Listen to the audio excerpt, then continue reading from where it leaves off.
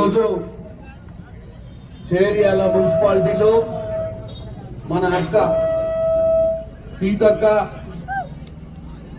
మీ అందరినీ కలవడానికి మాకు సంబంధించి కాంగ్రెస్ పార్టీ ఎన్నుకున్నటువంటి 12 మంది అభ్యర్థులను మీరందరూ 11వ తారీఖు నాడు చేతి గుర్తుకు ఓటేసి ఇక్కడ ఉన్నటువంటి 12 మందిని గెలిపించి చేర్యాల మున్సిపాలిటీ మీద కాంగ్రెస్ జెండా ఎగిరేయించాలని కోరుకుంటూ మీ అందరి ముందుకు వచ్చింది మన సీతక్క.